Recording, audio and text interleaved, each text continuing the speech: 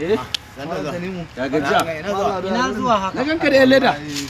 Zan yi tafiya ne zan je jihar Katsina. Jihar Katsina. Lafiya Shin ne. ba ku da labari?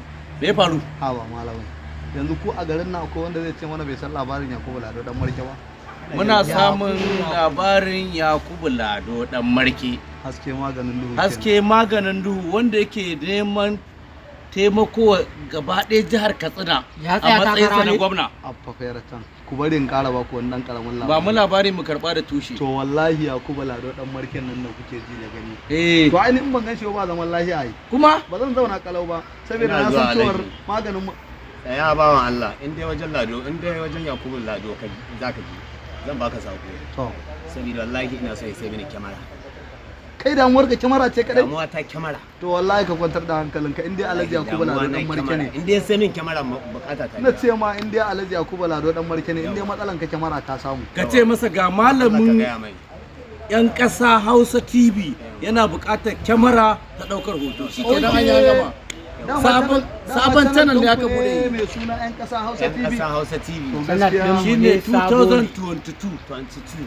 a gaskiya wannan channel din naku ya zo da zuwa kun san wani abu Ya ka gaya mana. to wallahi babban tushe kuka rike Mun rike shi da kyau. babban tushe kuka rike Allah ya raba mu da tunda dai har babban kuka kama Allah da manzon Allah sallallahu alaihi sallallahu alaihi wasallam. wasallam kuma kuka yadda da al'amarinsa kuka yadda cewar adali ne a cikin al'umma to wallahi matsalar ku ta riga ta kare Sakon mu a gurinka in mun ga matsala gare ka ne.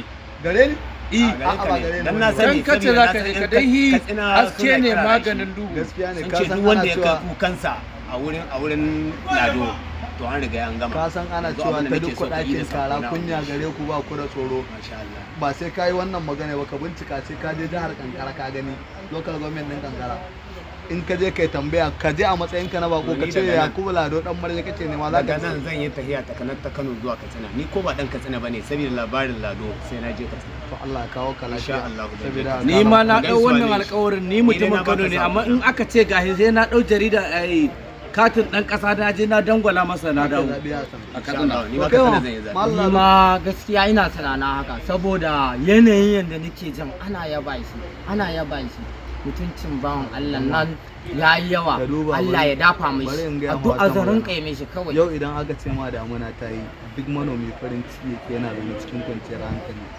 kai bari in gaya muku wata magana irin tashin hankalin nan da kuke ta ji a jihar Katsina wallahi inda za a samu irin Yakubu Lado dan Marke kwara 2 zuwa 3 Da yanzu komai ya ƙare.